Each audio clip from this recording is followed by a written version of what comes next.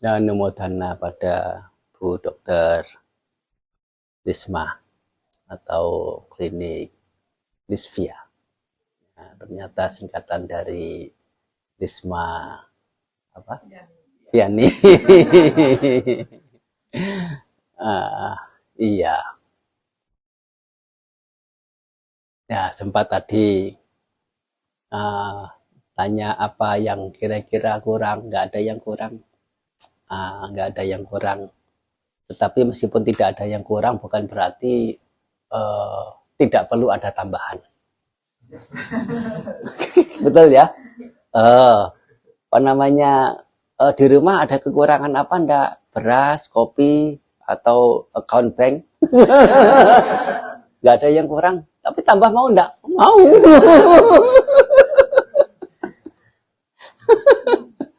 Ya, jadi apa namanya, kurang apa enggak? Hanya saja yang namanya orang punya satu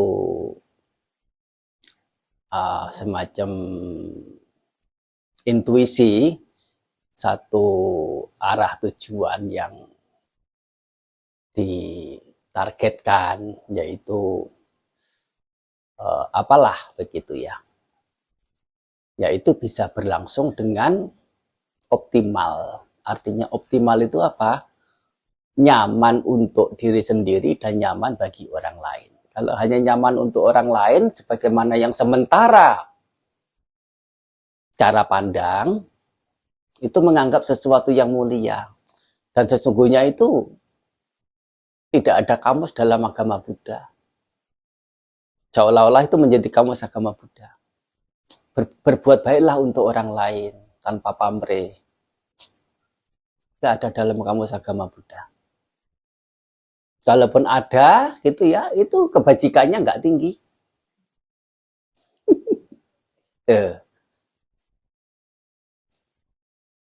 Justru Sang Buddha berbuatlah kebaikan untuk manfaat bagi diri sendiri.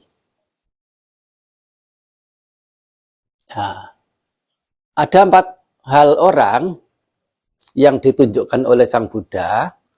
Orang yang tidak berbuat manfaat bagi diri sendiri, termasuk tidak berbuat manfaat bagi orang lain. Orang yang tidak berbuat manfaat bagi diri sendiri, berbuat manfaat bagi orang lain. Sebagai yang kedua.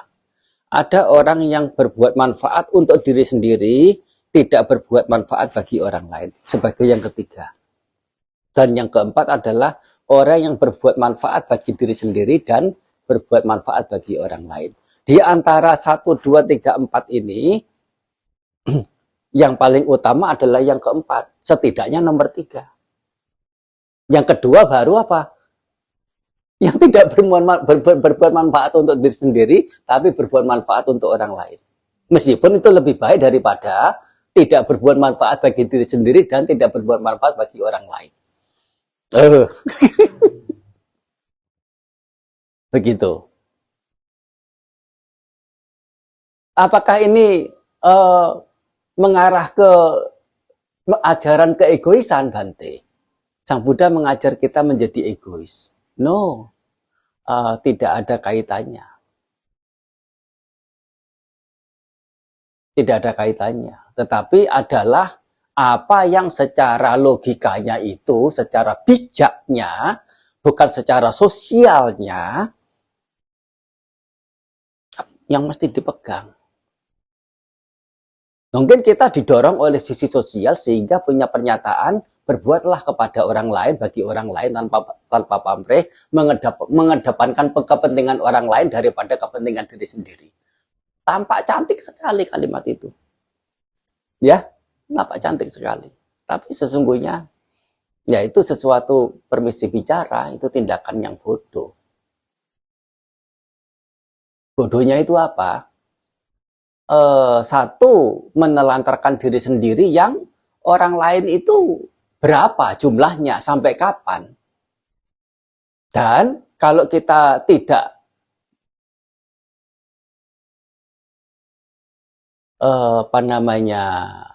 bergegas mencari manfaat untuk diri sendiri, oh, samsara ini terlalu mengerikan, terlalu membahayakan untuk dilalui, tidak boleh main-main dengan samsara. Samsara itu artinya perjalanan, perjalanan hidup, baik dari satu waktu ke waktu yang lain maupun dari satu kelahiran ke kelahiran yang lain. Sangat-sangat mengerikan. Lebih dari itu tidak ada logikanya. Berbuat manfaat bagi orang lain tanpa berbuat manfaat bagi diri sendiri. Kalau diri sendiri manfaat itu belum ada pada dirinya, bagaimana manfaat itu bisa dia bagikan kepada orang lain?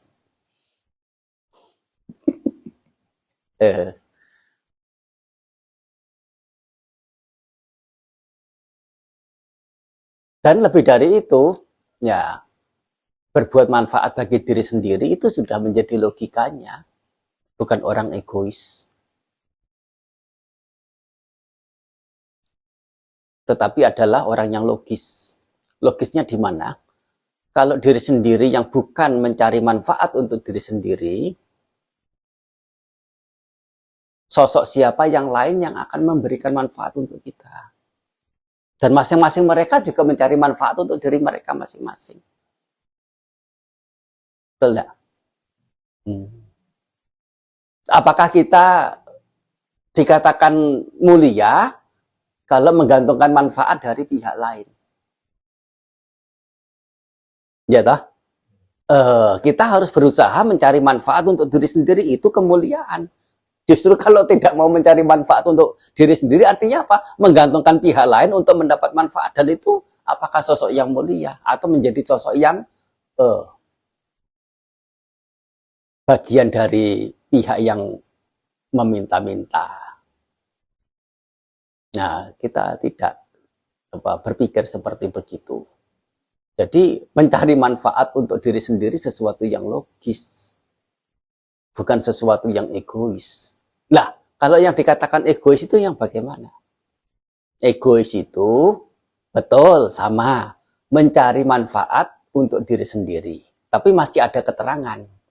Keterangan ini sifatnya adalah pembatas.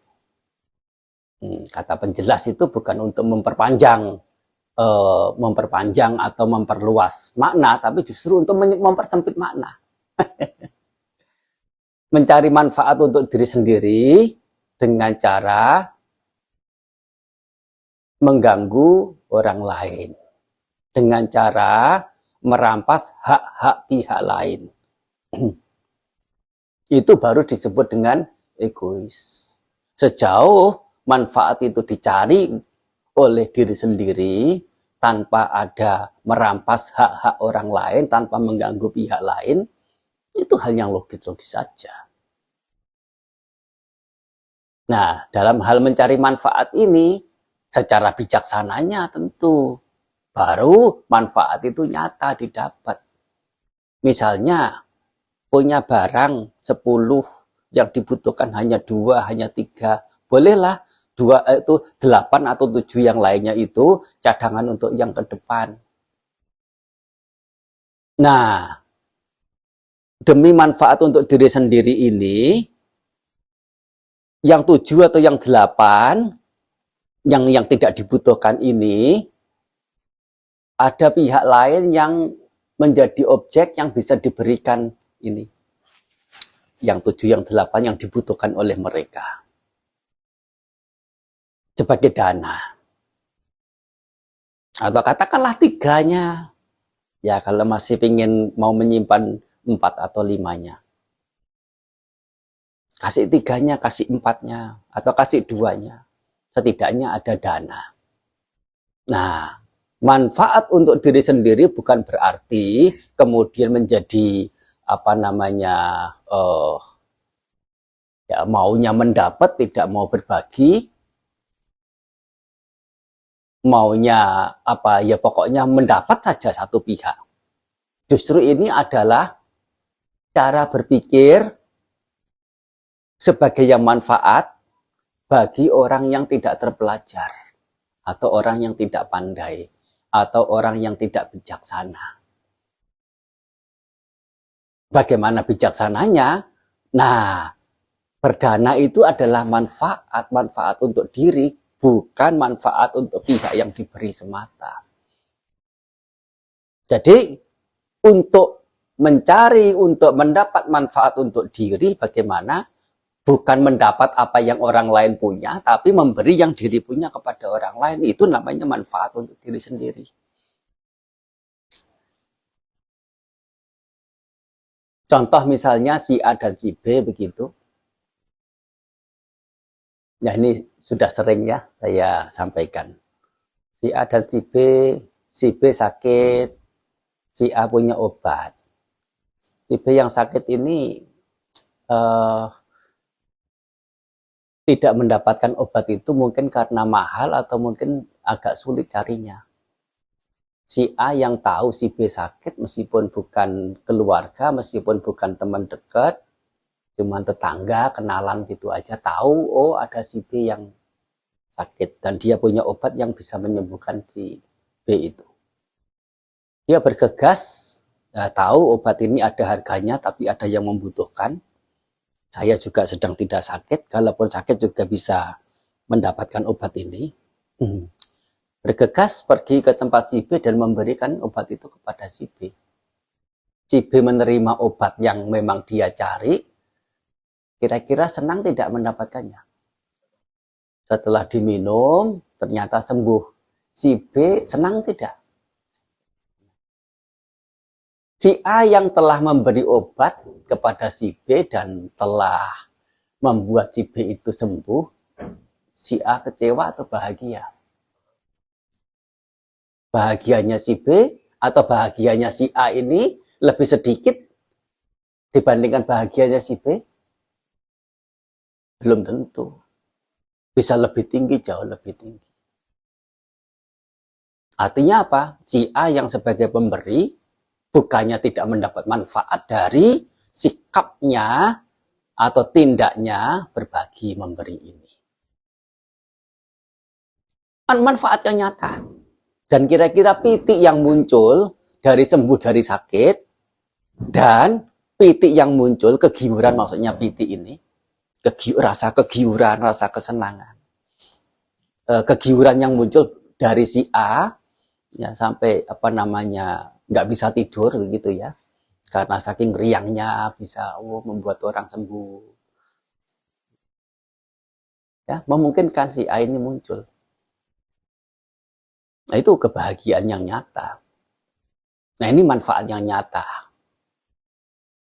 Nah, manfaat yang lainnya misalnya, jika kemudian ada yang mengetahui si B sembuh dari sakit, si A memberi obat si B yang membuat si B sembuh, kira-kira kalau ada orang yang mau memuji, yang dipuji itu si B karena sembuh dari sakit atau si A yang telah memberi obat?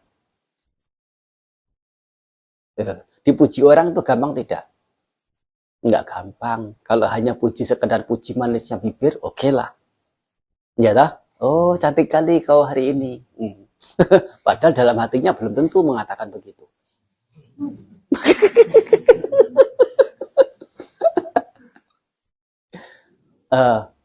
Tapi memuji orang dari hati bukan hal yang gampang. Soalnya apa? Orang cenderung menganggap dirinya lebih baik, lebih unggul, lebih apa, dan orang lain mestinya lebih jelek dan semoga lebih inferior.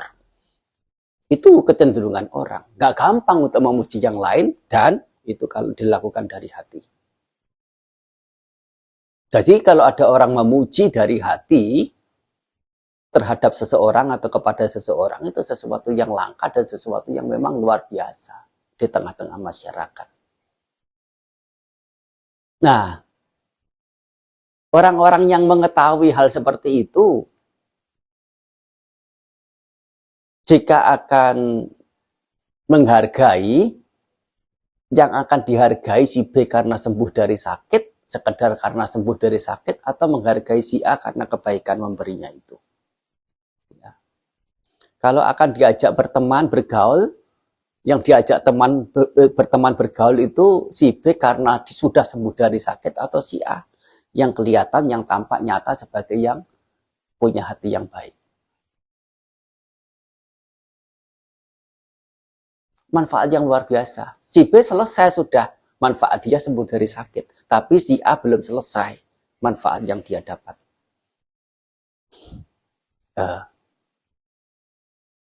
Sampai jangankan orang yang langsung menerima kebaikannya.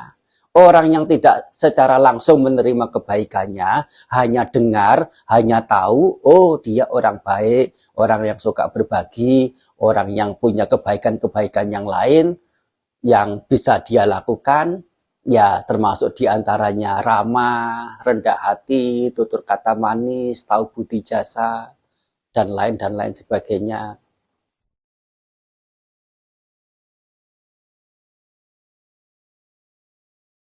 Kalaupun orang itu tidak menerima secara langsung, cukup tahu saja, oh dia itu, masyarakat mengatakan dia itu orang baik dan disukai oleh masyarakat, dicintai masyarakat. Tapi dia sendiri belum pernah mendapatkan manfaat apa secara langsungnya dari orang itu. Tapi meskipun begitu, jika orang yang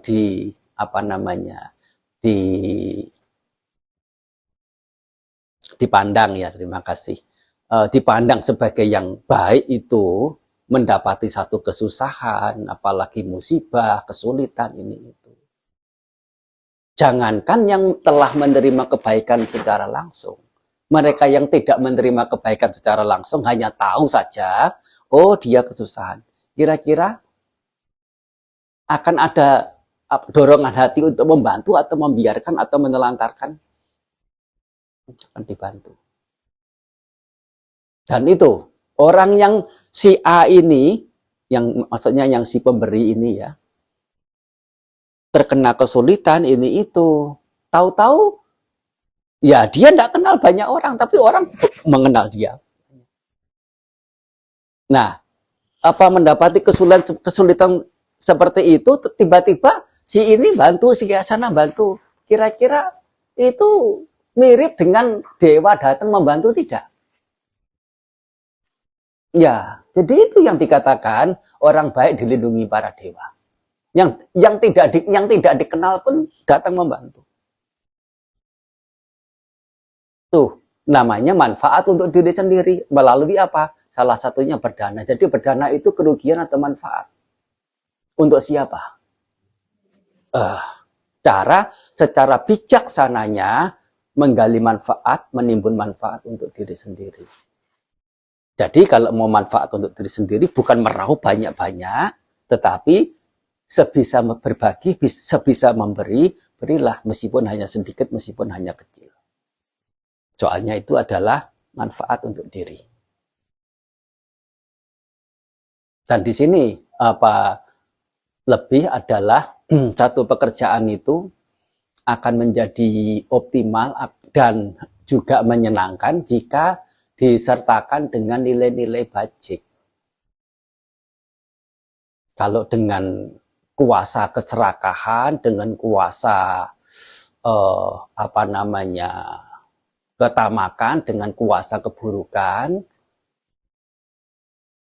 apalagi dengan kuasa kebencian, pekerjaan itu menjadi terasa berat bebannya. Betul ya? Orang yang punya hati yang baik, yaitu punya kesukaan didasari oleh manfaat yang akan didapat atas pekerjaan yang dilakukan itu, ada kegairahan dalam bekerja, ada antusias, disertai juga dengan nilai-nilai bajik yang lain, pekerjaan yang meskipun itu capek di tubuh, tapi ya bisa melakukan banyak hal. Ada saja yang bisa dilakukan, dan sepertinya nggak ada capek-capeknya. Nggak banyak kerjaannya. Tapi bagi orang yang disertai dengan hal buruk, dengan keserakahannya yang tebal, dengan kebenciannya yang mendalam begitu, dalam melakukan segalanya itu, meskipun barang yang sesuatu yang sedikit, sesuatu yang kecil, tampaknya menjadi sesuatu yang besar dan membebani. Kalau orang bekerja dengan kebencian, rasanya gimana? sedikit kecil sudah tampak berat. Soalnya apa? Beratnya bukan di pekerjaan, tapi berat yang disangka di dalam batin, yaitu kebencian, bongkahan kebencian yang ada di dalam batin itu yang membuat berat, bukan pekerjaannya yang berat. Jadi bagaimana bekerja? Harus dengan, ya ada namanya, ada gairah kerja. Gairah kerja di sini apa namanya bisa muncul karena apa? Mengetahui ini adalah pekerjaan yang bersih, yaitu pekerjaan yang baik dan benar. Satu. Dua adalah pekerjaan yang dihitung-hitung memberikan keuntungan, yaitu sebagai alat untuk hidup. Dan yang ketiga adalah dalam batasan kapasitas kita untuk mengelola, cakupan kapasitas kita untuk melakukan. Nah, ini setelah tahu seperti ini akan muncul kegairahan. Ini dengan seperti ini ya pekerjaan itu ya menjadi terasa lebih ringan meskipun itu banyak. Nah, begitu. Dan di sini balik pada kerja yang optimal, yaitu memberi manfaat bagi diri sendiri dan juga orang lain. Tetapi memberi manfaat kepada orang lain itu tidak lain adalah dalam rangka memberikan manfaat untuk diri sendiri. Yuk kerjasama dengan aku yuk. Kamu jadi pembantu aku ya. Aku dapat 70%, kamu 30%-nya.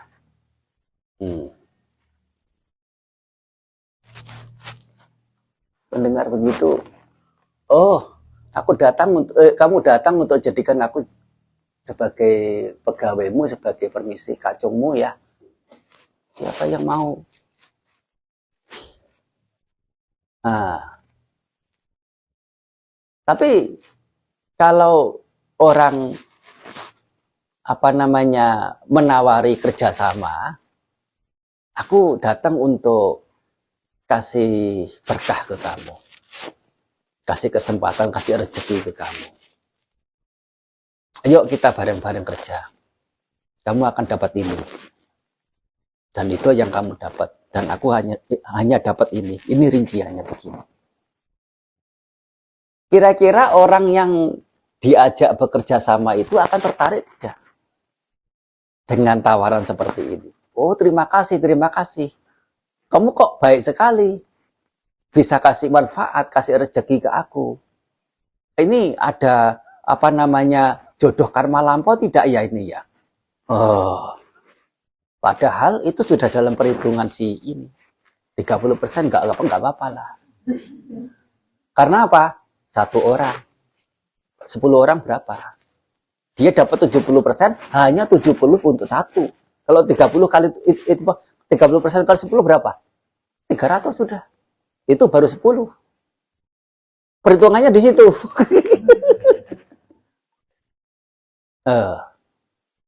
Dan tidak bisa kita mengajak orang bekerja sama itu dengan nyata-nyata kita mau mengakali dia, mengambil manfaat dari dia. Nggak ada yang mau. Kalaupun mau ya terpaksa. Sehingga kalau ada kemungkinan untuk belot, apa namanya, atau memisah menjadi pesaing begitu, sangat potensial. Nah, itu apa namanya. Jadi di sini tentu yang dibahas itu kalau mau ditarik kesimpulan tidak jauh-jauh banget dari apa yang dilakukan. Berinteraksi dengan yang lain dalam berusaha, dalam apa, ya pada intinya adalah bisa menerapkan sisi yang baik, sisi yang mulia itu ke dalam diri, oleh karena itu yang akan membantu. Ya, tidak perlu diragukan, tidak perlu disangsikan lagi tentang keberadaan nilai luhur, nilai mulia itu. Ya, apa namanya, justru kalau hal-hal buruknya dilakukan yang seolah-olah itu mendapat manfaat, tetapi itu hanya untuk sekejap. Setelah itu akan gulung tikar. Dan orang bijaksana tahu itu jelas, nggak mau berbuat yang seperti itu. Meskipun sepertinya itu kok lambat ya, sekian lama kok surplusnya baru sekian. Ya, apa namanya, enggak apa-apa. Enggak apa-apa. 15 tahun kemudian baru tahu rasa. Surplusnya sampai kewalahan terima.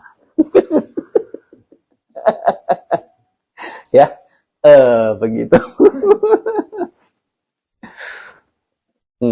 Kalau mau surplus cepat-cepat ya nanti kolapsnya juga cepat. Ya itulah apa namanya, sekali lagi anumodana ya, semoga lancar, maju dan rapi, disenangi oleh masyarakat, dan kalau sekali lagi dengan semangat untuk berbagi, semangat untuk membantu orang supaya orang itu tampak cantik-cantik, tampak tampan ya, dengan niatan untuk begitu memberi gitu ya, yang terbaik, suasana hati pun senang, dan itu akan kerja dengan optimal secara bawah sadar sudah. Tapi kalau kerjanya itu hanya demi melulu perhitungan untung rugi ya asal-asalan begitu saja.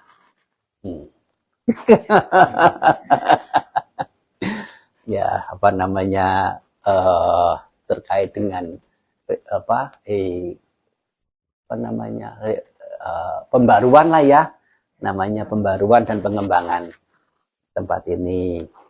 Rumah atau tempat usaha menjadi menyenangkan itu bukan karena direnovasi, dicat, atau rumahnya itu ada tuahnya bagaimana sehingga harus diberkahi oleh biku supaya rumahnya memberikan berkah. Rumahnya itu apa namanya, semen, cat, ya nggak bisa menerima berkah apapun. Nah, yang bisa terima berkah adalah orang yang tinggal dengan menyertakan diri dengan hal-hal yang bajik, ya sebagaimana yang tadi di awal para Bante baca parita yang isinya adalah memberitahukan hal-hal bajik untuk diketahui, untuk diingat, untuk direnungkan, untuk diterapkan dalam keseharian supaya menjadi keberkahan yang nyata. Dan semoga kebajikan ini tidak memberikan manfaat bagi diri sendiri saja, tetapi juga memberikan manfaat bagi para leluhur atau siapapun, apapun yang ya mungkin punya andil, punya pengaruh, punya keterkaitan dengan tempat ini yang memungkinkan untuk turut bersukacita atas kebajikan yang kita lakukan pada hari ini. Semoga mereka semua berbahagia dengan memunculkan rasa sukacita atas kebajikan yang kita lakukan. Tuang air sambil berpikir seperti itu ya. Para Bante akan baca syair pengantar pelimpahan jasa dan anumodana.